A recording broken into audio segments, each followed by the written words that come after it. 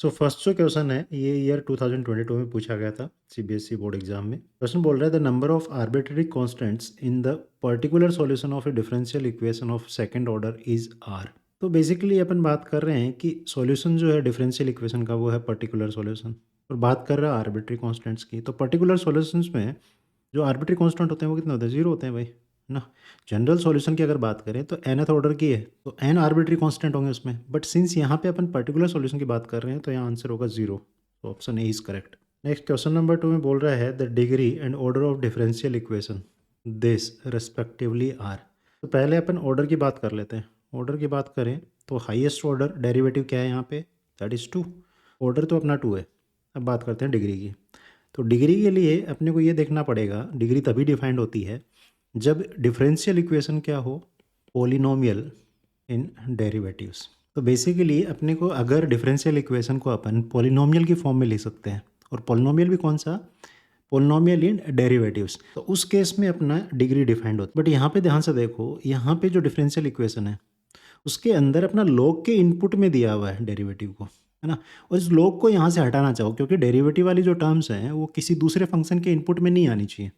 तो यहाँ पे अपना दे रखा है double derivative of y square plus log derivative of y is equals to x to the power 5। देखो इस लॉग को हटाने की कोशिश करते हैं अपन। जो डेरिवेटिव्स हैं उनको अपने को फंक्शन से बाहर लेके आना है। तो अपन क्या करते हैं, मैं इसको उधर ले जाता हूँ। तो अपने का log x to the power 5 minus double derivative of y whole square. तो यहाँ से देखो एंटी लॉग लें तो क्या बनेगा, derivative of y is equals to e to the power x to the power 5 minus double derivative of y square. अब देखो फिर क्या हुआ, ये डेरिवेटिव जो है ये इनपुट में चला गया एक्सपोनेंशियल फंक्शन के। तो यहाँ पे बेसिकली अपन डिफरेंशियल इक्वेशन को in the form of polynomial in derivatives नहीं ला पा रहे हैं, तो यहाँ डिग्री डिफाइंड नहीं होगी। तो ऑप्शन क्या हो जाएगा, degree is not defined and जो ऑर्डर है वो टू हो जाएगा। तो option B is correct. Next question number 3, ये 2024 मार्च में पूछा गया था the solution of differential equation this. तो ये जो डिफरेंशियल इक्वेशन है ये दिख रहा है वेरिएबल सेपरेबल फॉर्म में बन जाएगी। तो यहाँ पे क्या करें, log y को इधर ले जाएं, dx को इधर ले आएं और दोनों तरफ इंटीग्रेट कर दें। तो ये बनेगा अपना log y dy is equals to dx। दोनों तरफ इंटीग्रेट कर देते हैं, dx का तो x आ जाएगा। इसको करने के लिए अपने को इंटीग्रेशन बाय पार्ट्स लगाना पड़ेगा।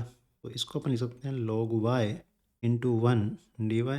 इसको अपन फर्स्ट फंक्शन मान लेते हैं, इसको सेकंड मान लेते हैं। यहाँ से अपना क्या होगा, फर्स्ट एज इट इज आ जाएगा log y integral of second that is one d y minus integral of derivative of first function that is log y into integral of one d y that is d y. इस complete का अपने को integral लेना ही है।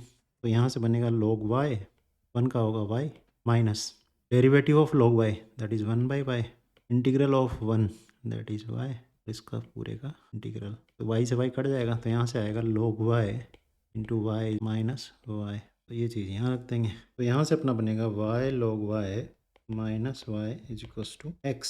साथ में एक अपने को आर्बिट्री कांस्टेंट भी लेना पड़ेगा तो प्लस सी, क्योंकि जनरल सॉल्यूशन की बात कर रहे हैं यहाँ पे। ये कौन से ऑप्शन में, option C is correct. Next question number 4, ये भी 2024 मार्च में पूछा गया था the differential equations d y by d x equals to function in x y will not be a homogeneous differential equation if function in x y is.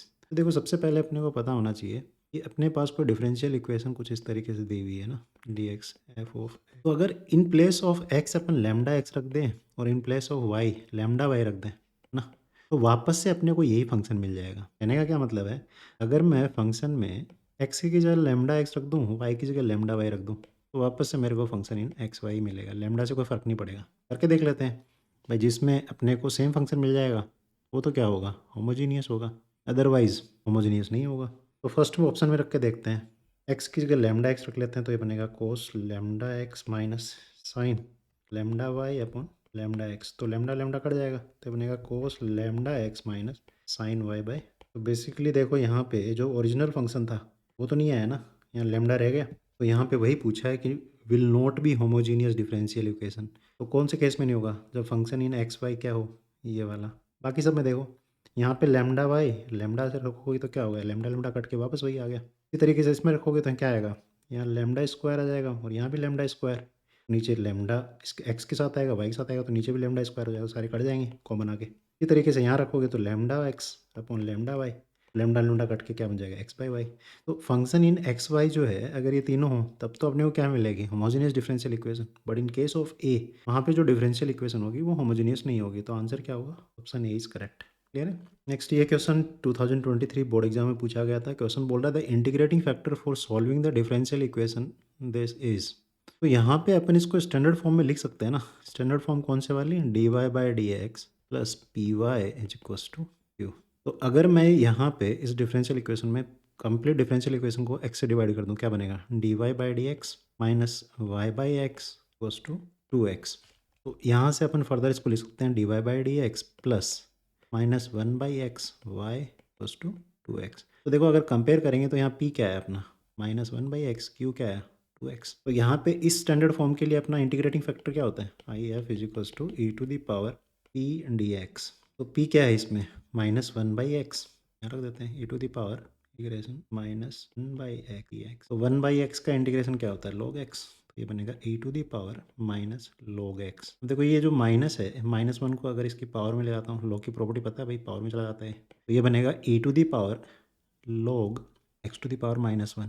अब देखो e to the power log इसके base में भी e है, तो basically क्या होगा log cancel out हो जाएगा। तो यहाँ से इंटीग्रेटिंग फैक्टर क्या मिलेगा x to the power -1 that is 1/x। Option D is correct. Clear है। चलिए